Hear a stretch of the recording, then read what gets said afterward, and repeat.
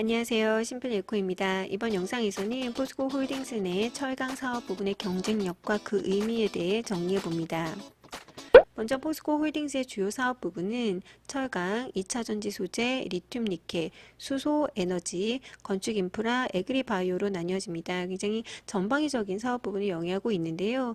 사실 올해 포스코 홀딩스 그룹에 관심을 갖게 되신 분들이라면 2차전지 소재나 리튬 니켈에 좀 더 주안점을 두셨을 거예요. 하지만 지금까지는 포스코 홀딩스 매출의 절대 비중을 차지하고 있는 부분은 철강입니다. 지금 보시는 포스코 홀딩스의 2차전지 밸류데이 자료에 의하면 사업 포트폴리오 내 그 비중을 과거, 현재, 그리고 미래로 나뉘어서 한눈에 보실 수 있는데요. 예를 들어서 2016년에서 2018년까지 전체 사업 부분에서 철강이 차지하는 비중은 무려 71.6%였고 가장 최근이었던 2019년에서 2022년에는 61.6%. 다만 이제 미래로 갈수록 철강 비중을 38.9%로 낮추고 2차전지 소재 부분 비중을 무려 46.2%까지로 늘린다가 그 목표입니다. 다만 주의하셔서 보셔야 될 점은 철강 비중이 줄어든다고 해서 철강의 절대적인 매출이 이 정도 비중으로 줄어든다라는 것을 말하는 건 아니고요. 포스코 홀딩스의 절대 매출이 증가하는 가운데 비중 조정이 있다라고 보시면 됩니다. 가장 최근 그 분기 실적 2분기인데요. 2분기 실적 한번 보시면 아직까지 철강 부분이 차지하는 그 매출 비중이 52.71%입니다. 그렇기 때문에 우리는 포스코 홀딩스를 바라볼 때 철강 사업 부분에서의 경쟁력과 그 의미도 따져봐야 된다라고 생각이 됩니다.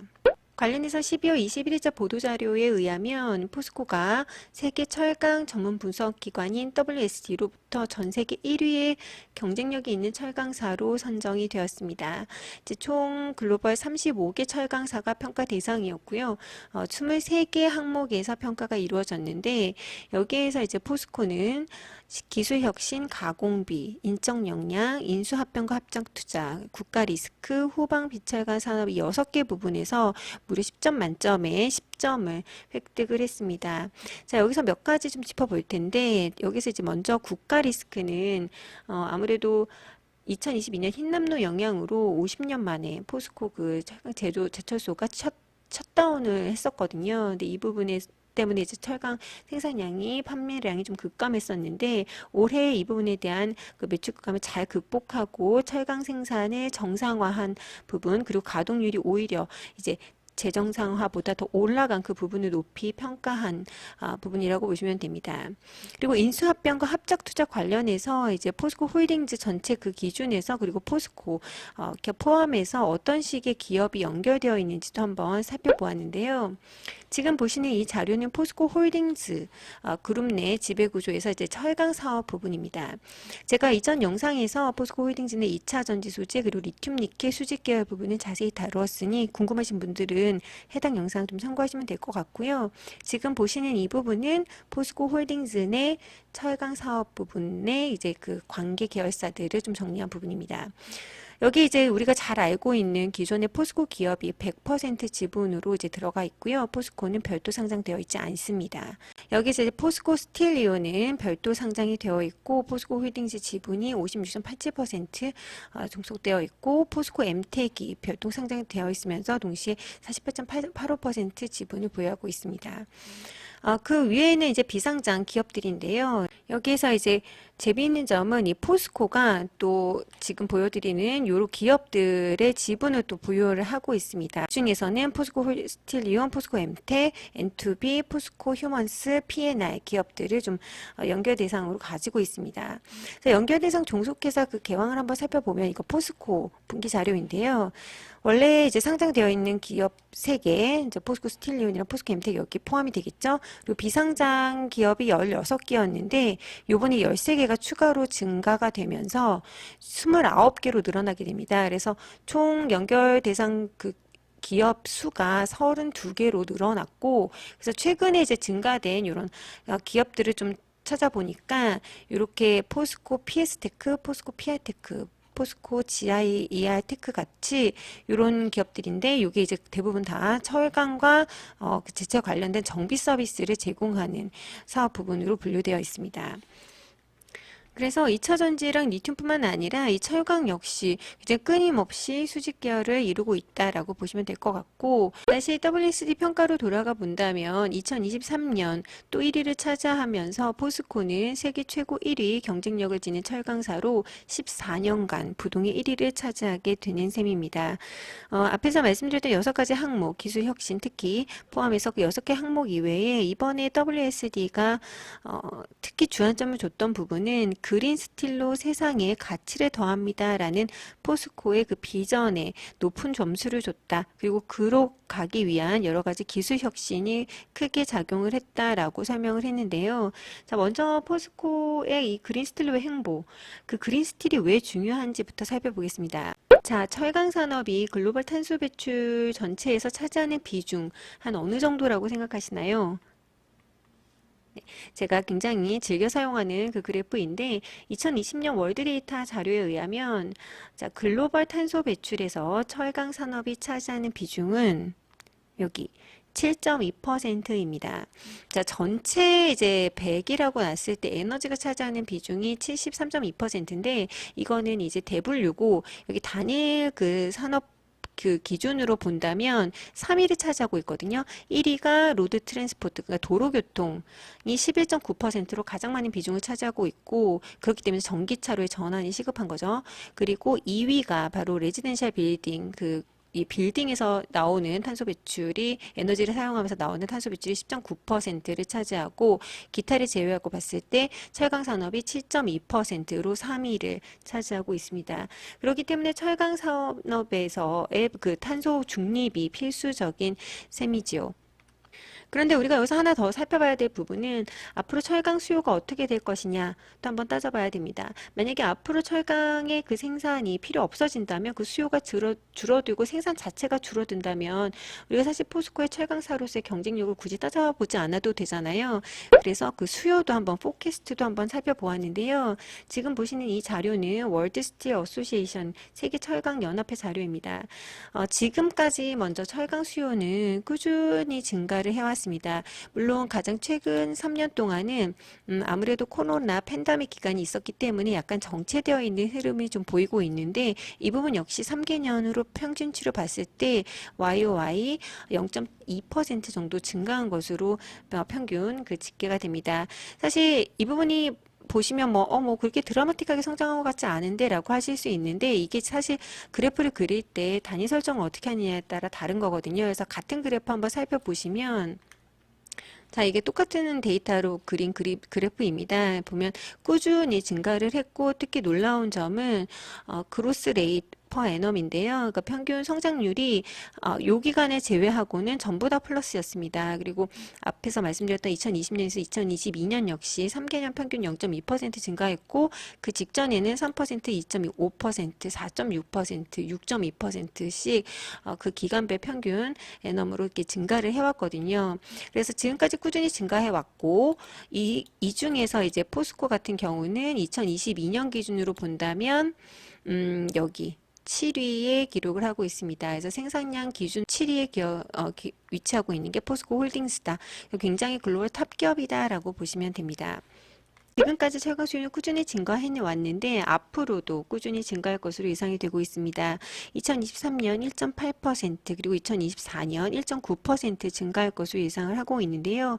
많이 아시겠지만 철강의 가장 그 주 고객은 중국입니다. 근데 중국이 지금 2023년 그리고 2024년에도 경기 침체가 좀 이어질 것으로 전망이 되고 있고 그렇기 때문에 전반적인 경기 침체로 철강 수요 회복은 좀 중국 면에서는 좀 불확실한 상황이고 우크라이나 전쟁, 이스라엘 전쟁 등으로 여전히 글로벌 불확실성이 높은 가운데 미국의 긴축 조짐으로 라이트한 경기 침체까지 가능한 그런 여러 가지 불확실성이 있는 상황입니다만 이 부분을 다 고려하더라도 2023년, 24년 철강 수요가 증가할 것으로 보는 가장 큰 그 근본에는 글로벌 인프라 수요가 높기 때문으로 보고 있습니다.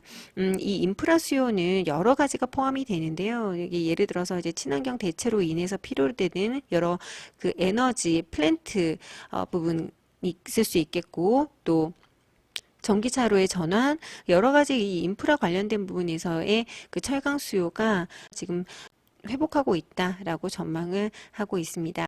자, 이렇듯 철강 수요 꾸준히 견조하게 성장할 것이고, 철강이 탄소 배출에서 차지하는 비중이 단위 산업 기준으로 봤을 때 3이나 되기 때문에 탄소 배출을 줄이는 것은 거의 필수 불가결한 일입니다. 그렇기 때문에 이 부분에서 포스코가 얼마나 선두적인 혁신 기술을 가지고 있는지는 당연히 경쟁력으로 연결이 되는 셈이죠. 그래서 지금부터는 이제 포스코의 저탄소 철강 선도 기업으로서의 경쟁력을 좀 하나씩 따져볼 텐데요.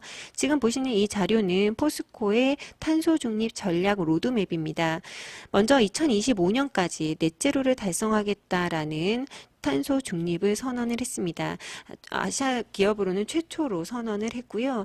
물론 한 번에 진행을 하겠다라는 부분은 아니고 자기가 단계별로 좀 하나씩 이루어나겠다라는 로드맵을 보이고 있습니다. 그래서 먼저 2030년까지는 10% 이상 알파로 탄소 배출을 줄여나가고 2030년에는 30%까지, 2040년에는 50%까지 줄여나가고 2050년에 탄소 중립, 그러니까 내가 뿜어내는 탄소 배출을 희석해서 제로로 만드는 넷제로를 이루겠다라는 목표를 가지고 있습니다. 그리고 그 각각의 모멘텀에서 사용하는 그 기술을 좀 보여주고 있는데요.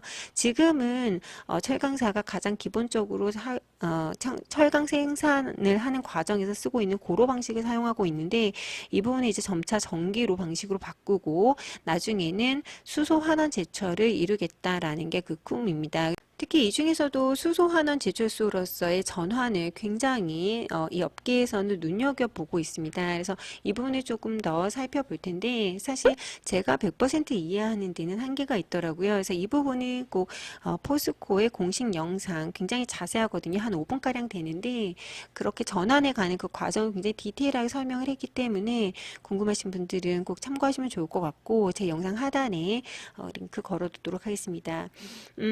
일단 기본적으로 설명을 해드리면 석탄 대신에 100% 수소를 활용해서 철강석을 가루 상태에서 직접 그 환원철로 전기로 해서 녹여서 쇳물을 제조한다라는 그런 방식입니다. 그리고 제조 과정에서 필요한 모든 연료 역시 그린 수소와 그린 전력으로 대처하겠다.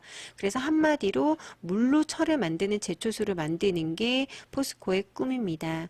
그래서 이 부분으로 이렇게 단계별로 진행되는 그 과정을 굉장히 자세히 설명을 하고 있고 현재는 이 고로 방식에서는 한마디로 이제 이 철강을 만들기 위해서는 분광뿐만 아니라 석탄이 들어가서 같이 녹여져야 되는데 이 과정에서 당연히 여기서 배기가스가 배출이 되잖아요. 그래서 이 부분을 줄이기 위해서 현재 도용하고 있는 기술은 파이넥스 과정을 도입하겠다. 그래서 여기 석탄과 그 분광 단계를 한꺼번에가 아니라 분리해서 하겠다라는 게 그 핵심인 것 같고 이게 더 발전이 된다면 하이렉스 수소환원 제철소까지 일어나서 여기 보면 아예 석탄이 안 들어가죠. 그래서 이 가루 철강에서 수소를 도입을 해서 바로 이제 철강으로 만들 수 있는 그런 과정을 만들겠다. 그리고 여기에 필요한 모든 에너지 역시 기존의 탄소 배출이 일으킨 에너지가 아닌 이렇게 재생에너지를 활용하는 방식으로 그 재생에너지 인프라까지도 구축해 나가는 그런 형국으로 지금 접근해 나가고 있다라는 게 포스코의 입장입니다. 이 부분이 이제 자세히 영상에서 설명이 되고 있기 때문에 이 부분은 영상 좀 활용하시면 좋을 것 같고 한마디로 저는 그렇게 보고 있거든요. 이제 철강이 필요할 수밖에 없고 철강이 필요할 수밖에 없는데 탄소 배출은 당연히 줄여야 되는 이 과정에서 포스코만큼 이렇게 적극적으로 정말 대응해 나가는 기업은 없는 것 같다라는 생각이 들었습니다. 그래서 지금까지 포스코 홀딩스의 뭐 2차 전지라든지 리튬 부분 사업 부분에 대해서 여러 차례 영상을 만들면서 공부하고 다루었지만 기존의 이 철강 부분 역시 과거에 머무는 게 아니라 이제 굉장히 발빠르고 굉장히 적극적으로 그리고 굉장히 촘촘하게 이 재생에너지 쪽으로 전환해가고 친환경화로 전환해가고 있구나라는 부분을 느낄 수 있었습니다. 포스코 3분기 실적에서 철강 부분 좀 살펴볼 텐데요. 지금 보시는 이 자료는 포스코 홀딩스의 3분기 실적 중에서 포스코 사업 부분입니다. 그래서 원료비 감소, 철강석 관련된 그 원료비가 감소됐음에도 불구하고 판매 가격이 하락해서 전분기 대비 영업이익이 감소했고요. 판매 가격을 2분기 때 좀 낮추었습니다. 왜냐면 경기 침체 부분이 있었기 때문에, 그리고 철강서 원료비가 또 떨어진 점도 있었기 때문에 2분기에 좀 전략적으로 가격을 낮췄고, 그로 인해서 아무래도 영업이익 부분이 조금 줄어들었다라고 보시면 됩니다. 그래서 이 부분은 이제 4분기 때 어떻게 나오는지 한번 보셔야 될 것 같고요. 포스코홀딩스 내 철강 사업을 영위하고 있는 기업 중에서 이 중에서도 포스코 모빌리티 솔루션 좀 짚어드리고 싶습니다. 이 기업은 일단 비상장 기업이고요. 친환경차, 또 UAM, 드론 등에 사용되는 소재 부품 생산 전문 회사로서 모빌리티용에 들어가는 여러 가지 철강 등을 친환경적으로 그리고 최첨단화해서 판매하고 있는 그런 기업입니다. 그래서 지금 다루고 있는 그 제품들 보면 굉장히 최첨단화되고 또 친환경적인, 그러면서도 동시에 우리가 알게 모르게 사용하고 있는 그런 제품들을 제공하고 있는 그런 기업입니다. 예를 들어서 세탁기 안에 그 모터 돌아가는 부분이 철강이잖아요. 그 스테인리스 그 부분이라든지 또 다이슨의 청소기 모터라든지, 또 친환경 차 안에 이렇게 브레이크 패드 스프링이라든지 윈도우 모터 코어라든지, 그러니까 우리가 알게 모르게 굉장히 철강은 많이 쓰이고 있고 앞으로도 많이 쓰이는 부분이다. 그리고 이 부분에 대해서 포스코는 이미 미리 앞서서 준비를 하고 있는 기업이다라고 생각이 됩니다. 자, 이렇듯 미래에는 철강 수요가 오히려 꾸준히 증가할 것으로 보고 있습니다. 앞에서 살짝 언급드렸듯이 인프라 전환뿐만 아니라 미래선외로 갈수록 디지털화, 최첨단화가 되어 가잖아요. 그래서 여기에 필요로 되는 여러 가지 제품과 기술력이 있어서 철강 사용이 좀 필수 불가결합니다. 예를 들어서 여러분들 집안만 둘러보셔도 불과 한 20년 전에는 없었던 제품이 많으실 거예요. 뭐 스타일러, 로봇 청소기, 뭐 공기청정기 등 여기에 다 알게 모르게 철강이 굉장히 많이 쓰이고 있거든요. 그리고 앞으로 사회가 뭐 로봇이 좀 더 당연히 증가할 것이고, 또 병원에서도 여러 가지 그 최첨단 기술이 쓰여질 것이기 때문에 그 과정에서 철강 수요는 늘어날 것이다. 그래서 지금 철강이 쓰이는 부분이 이렇게 나와져 있지만 앞으로는 이 일렉트릭 이퀴먼트라든지 또 어더 트랜스포트 드론이라든지 뭐 다른 그 친환경 조선으로서 인프라 전환도 필요할 것이고요. 그래서 여러 가지 부분에서 철강 수요가 더 증가할 것으로 여겨지고 있고, 여기서 재미있는 예를 하나 들어드리면, 이게 한 조지스라는 그런 댐이었는데 이 수력발전소를 만드는 데 쓰인 철강이 75만 톤. 이 수치는 에펠타워 102개를 만들 수 있는 그런 철강 분량이라고 합니다. 그래서 그렇기 때문에 앞으로 철강은 필수 불가결하게 탄소 중립 시대이지만 철강 수요는 오히려 늘어날 것이다. 그렇기 때문에 누가 먼저 저탄소 철강을 만들 수 있느냐가 관건이겠다라고 보시면 되고, 그 가운데 포스코 홀딩스는 여러 기업들, 포스코를 주축으로 해서 여러 기업들은 발빠르게 대응해 나가고 있구나를 여러 자료를 보고 공부하면서 알 수 있었던 그런 기회였습니다. 그래서 여러분들께도 좀 참고용으로 도움이 되는 그런 자료였으면 하고요. 이번 영상도 마음에 드신다면 구독, 좋아요 눌러주시고 영상 끝까지 시청해 주셔서 감사합니다.